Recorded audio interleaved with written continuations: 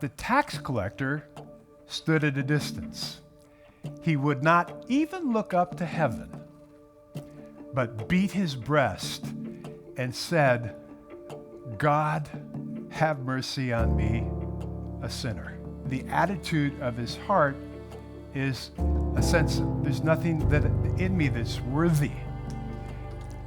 And as we become more righteous, we start thinking there is something in me that's worthy. That is a false narrative. I don't care how righteous you become, how religious you become, what a good boy you become. There still is nothing in us that inherently makes us good before the presence of an altogether holy God. So the sinner does have a bit of an advantage over the righteous. He's not subject to the delusion that he's better than he really is.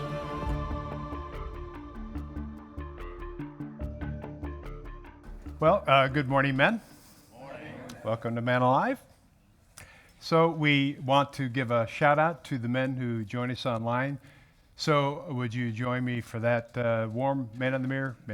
Man Alive, welcome. It's Man in the Mirror too, but Man Alive, welcome. 3, 1, 2, 3. Hoorah, men, we are honored to have you with us. I'd like to make an announcement. So in 2 weeks' time, Christina Angelakos, does the name Angelakos sound familiar to anybody? So Jim's daughter, Christina, who is a doctor of leadership, she's going to be here, and she's going to be our guest speaker in 2 weeks. I'm really trying to help Christina raise her star. She's an incredible person. She's an incredible speaker. She and her sister have started something called Volunteer University, and maybe she'll mention something about it, but in 2 weeks' time, she's going to be here, and she's going to be a guest speaker, and that'll be a special morning for not only to hear Christina's great message, but also to honor her father, Jim. So I hope you'll enjoy that. All right, so we're in the series, The Man in the Mirror book study, and then today we're going to be speaking about pride. So pride is the mother of all troubles for most men. And we're not talking today about the kind of pride. I'm proud of my son getting good grades. I'm proud of my daughter's piano recital. I'm proud that I finally got the promotion. We're talking about a different kind of pride. And the first thing I want us to talk about how pride is holding back or wrecking my career, my reputation, and or my relationships. There are 3 main kinds of pride. There are so many different forms. I just want to highlight 3 main forms of pride. We're not going to really talk about these in depth this morning, except the third one. But self-reliance is one kind of pride. You know, I don't need your help. It's a spirit of independence. So I don't need your prayers. I can handle it on my own. I don't need God's help. I can handle it on my own. That's a type of pride. Second is self-promotion. I want to be seen and admired. You know, I want to be famous. I want to be somebody. And it brings its own kind of repercussions. And then the third kind we'll drill down a little bit more on today is self-righteousness, which is basically, you know, I'm better than you. My own experience with pride in being better than you, I started out like most young men. And I did think that I was, you know, better than you. No matter what you could do, I could do it better. And that's a competitive spirit that a lot of young men. I brought that into my business. And I will have to say that it did ruin or wreck, or at least held back my career and also my reputation and my relationships, because I was full of myself, as many younger men are, and as many older men are too. So C.S. Lewis, in his book Mere Christianity, wrote about pride, and I'm going to read an extensive passage, which you shouldn't do when you're speaking, but I'm going to do it anyway. He calls it the great sin, and he says, there is one vice of which no man in the world is free, which everyone in the world loathes when he sees it in someone else, and of which hardly any people, except Christians, ever imagine that they are guilty of it themselves.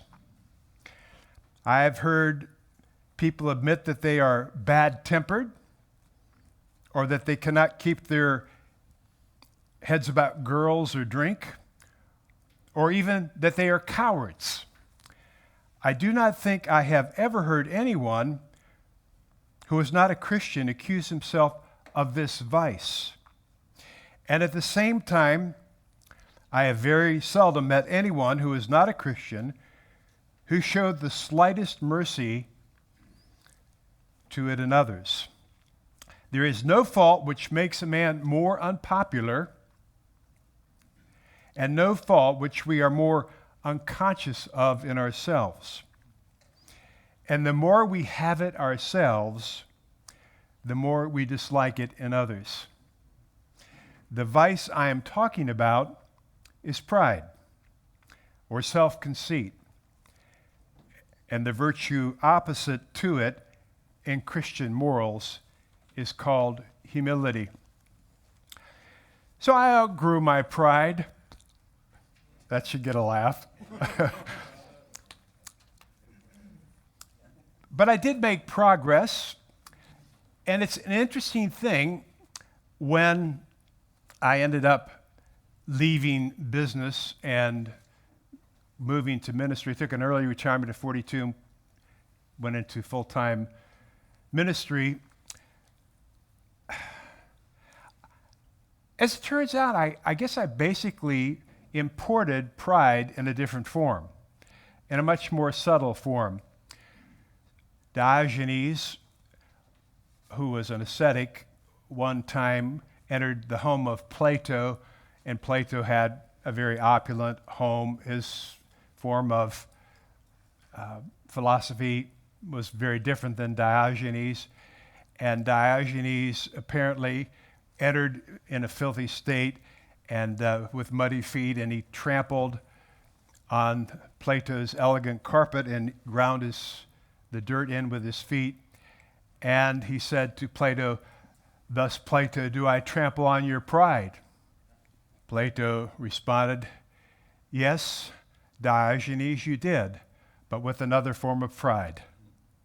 You can have that kind of pride which looks down on others, but there's also another form of pride where you're looking down on those who are looking down on you.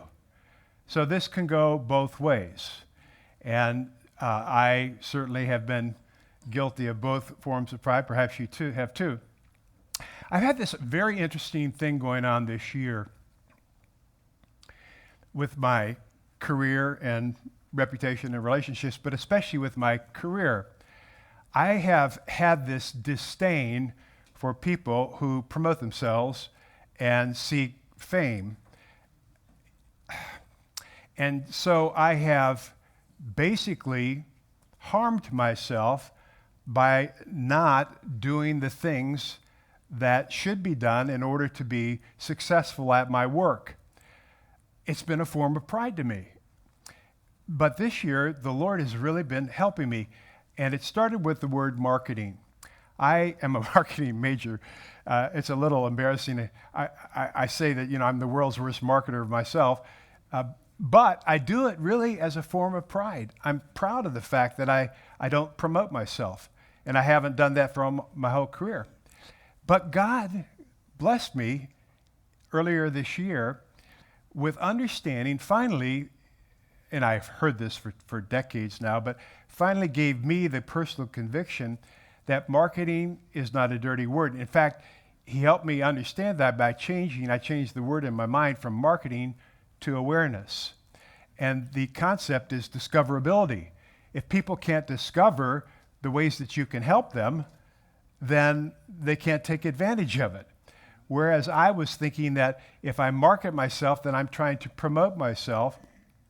And so I've looked at that, so I've not done that, and that has been a form of pride for me, that look at me, I don't promote myself while all these other people that have books, they're out there promoting themselves. So that was one big change has taken place.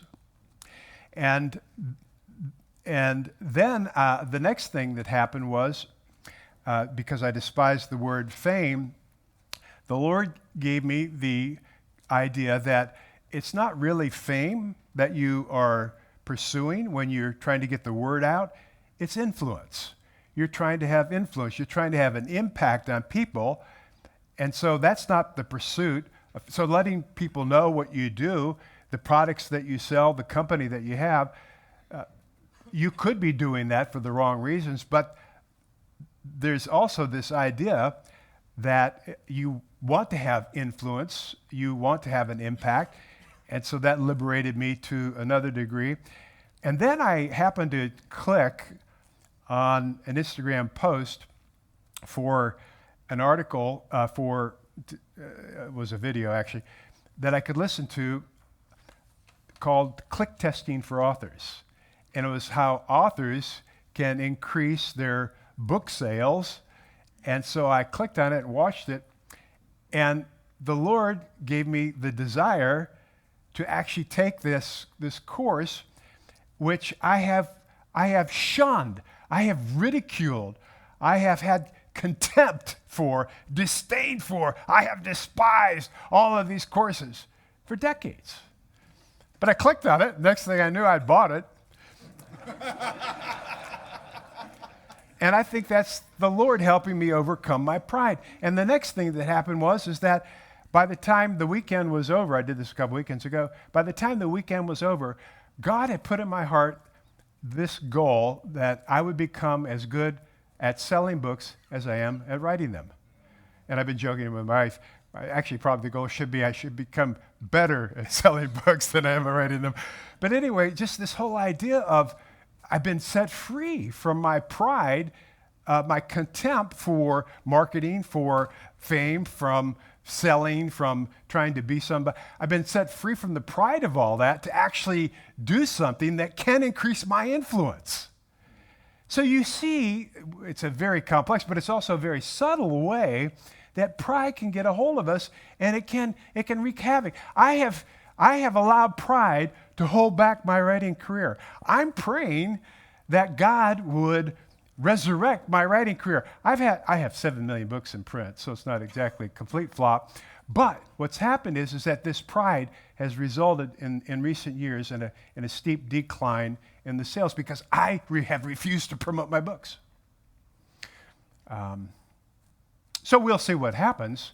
But the point is that it's a new form of freedom that's come, but it's really something that God has given to me more than something I have been pursuing. Now you have your own ways of assessing the pride that maybe has been holding back your career or wreaking havoc with your relationships, or maybe has had an impact on your reputation, maybe ruining your reputation, or at least tarnishing your reputation. So the next thing I want us to talk about then is this. I want to be humble, but I don't know how. I want to be humble, but I don't know how. Do you feel it? I want to be humble. I mean, you do. You're here. I want to be humble, but I don't know how. And so there's a text in Luke chapter 8, verses, I think, 9 through 14. Yeah, 9 through 14. And it's the story of the Pharisee and the tax collector, the parable that Jesus tells about two men. Verse 9 says, "To some who were confident of their own righteousness and looked down on everyone else, Jesus told this parable."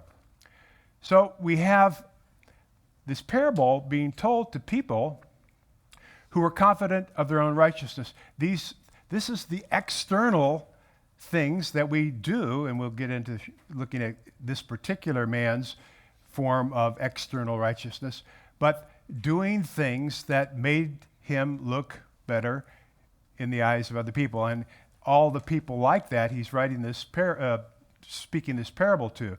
They're confident of their own righteousness. They're religious people. But, and this is the third kind of pride that we're looking at today, they look down on everyone else. They look down on everyone else because they really are righteous. Their behavior really is righteous. And so, in verse 10, this is the parable. 2 men went up to the temple to pray. 2 men came to a Bible study.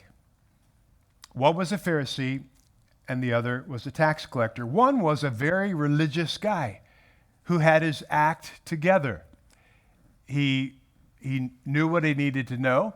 And the other man was a tax collector who was a notorious person in those days. He would be, you pick the worst character that you know, and this tax collector would fit into that category.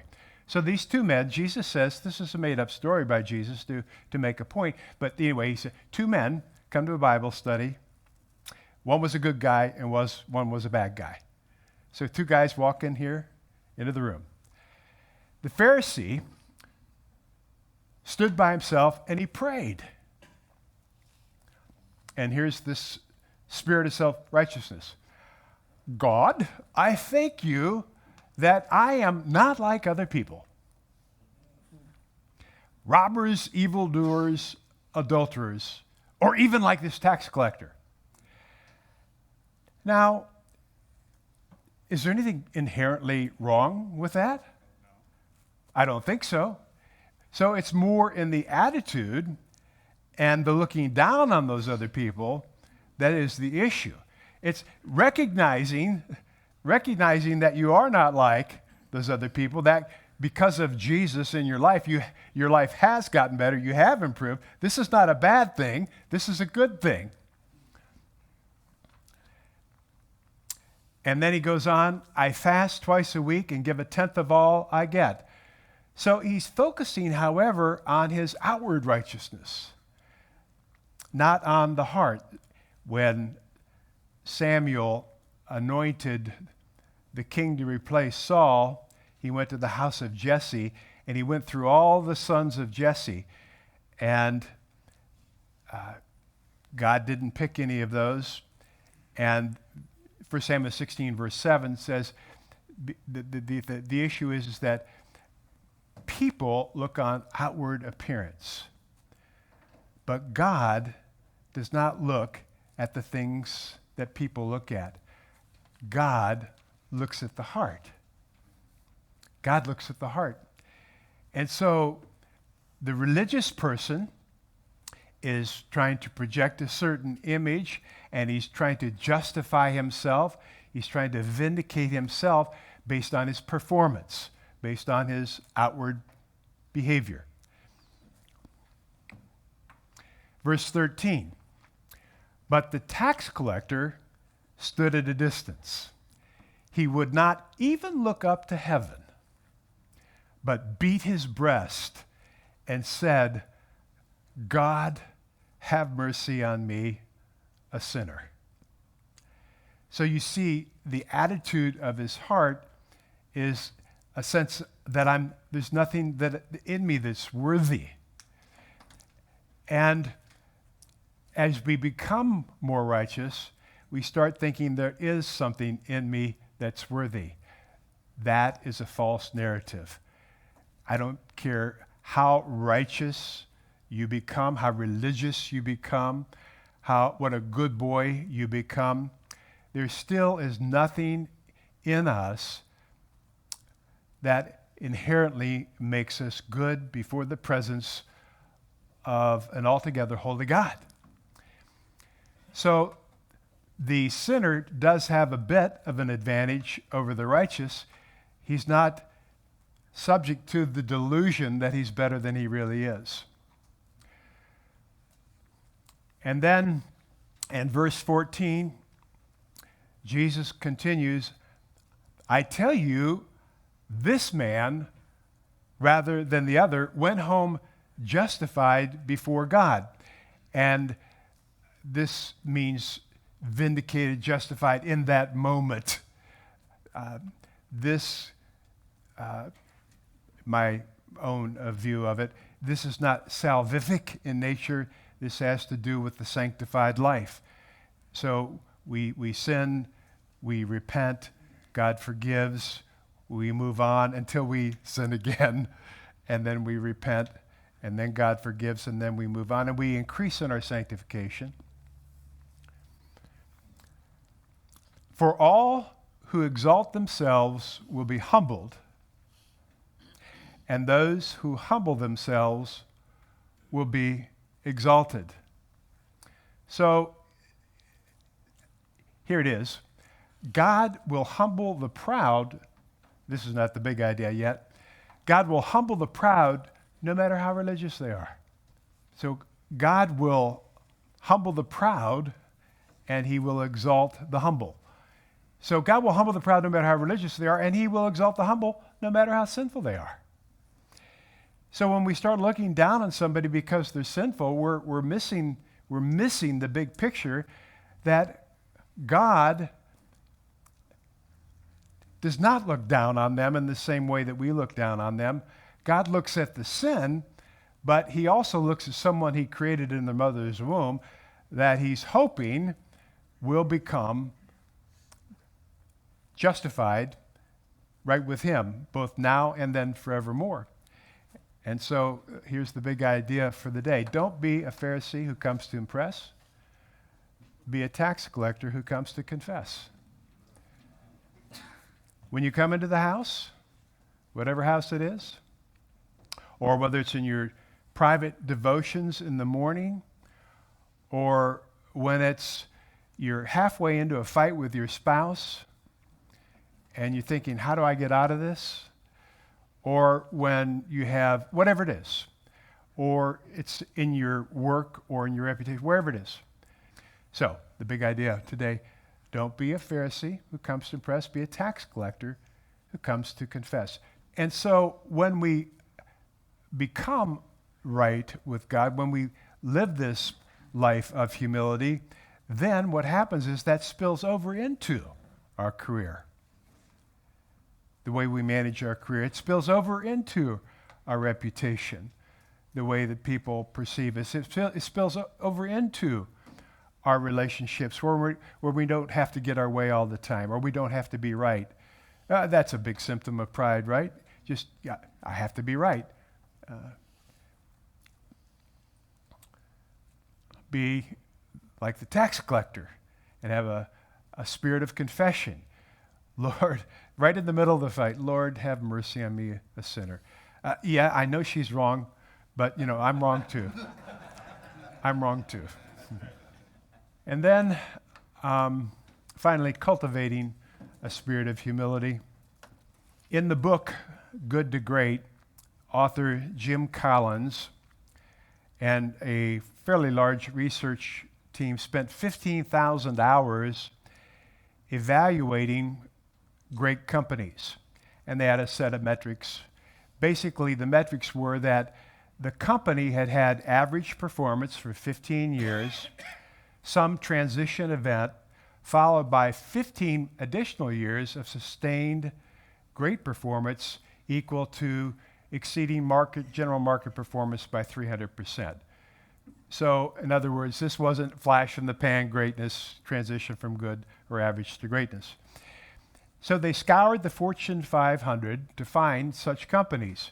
15 years average, some event, 15 years of 300% better than market average. And out of the entire Fortune 500, they found 11 companies. To put this in perspective, companies not selected included Coca-Cola, Walmart, Intel. They didn't make the cut. Only 11 companies did. Then for the control group, they went into each industry group of these 11 companies and found another company in that industry group who had successfully maintained average performance. And then they began to compare. And Collins charged his research team to figure out what were the differentiated success factors. What were the 11 companies doing different than the 11 great companies doing different than the 11 average companies? And at the very beginning, he said, but here's what I don't want you to do. Because Collins says, in my experience, what researchers tend to do is when they can't figure out what the difference is, they say, well, it comes down to leadership.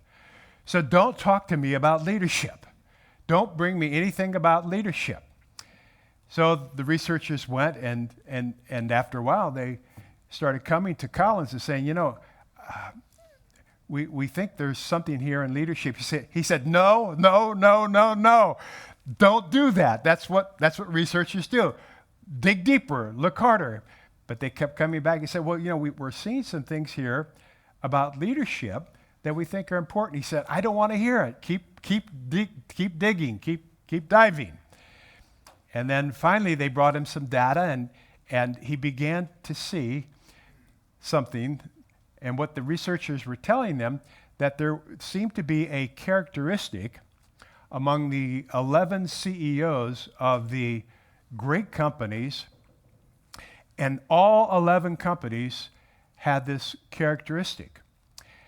And in the social sciences, as you probably know, it's very rare to have a 100% correlation of any success factor. In fact, when you have, in the social sciences, when you have a 100% correlation, you begin to start thinking about causation. It's not just correlation anymore, it's causation. And so when Collins finally saw the data, and he saw what the researchers have been seeing, he capitulated.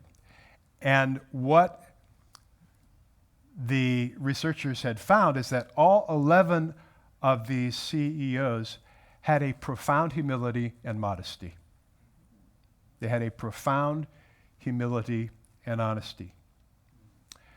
They were soft-spoken. They were kind. They cared about their people.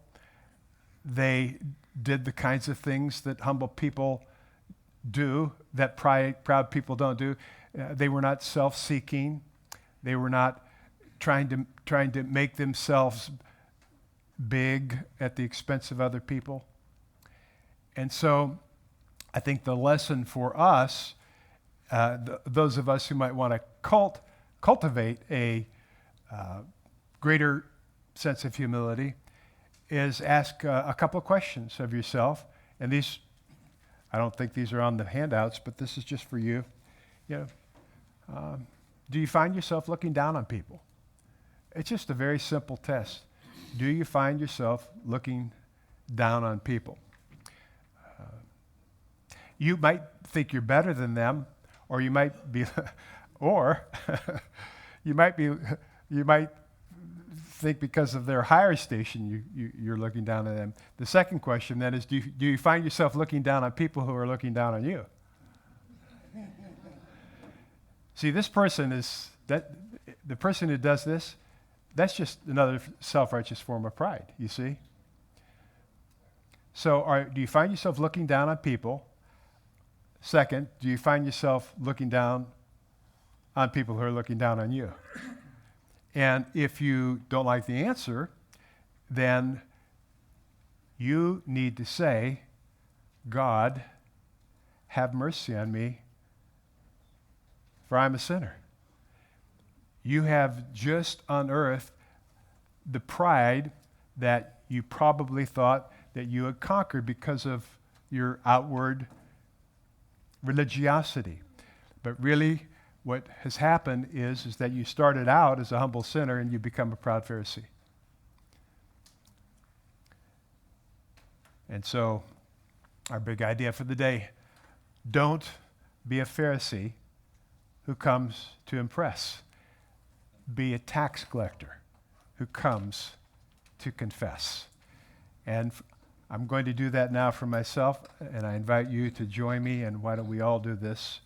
And let's just say the prayer, God have mercy on me, for I'm a sinner.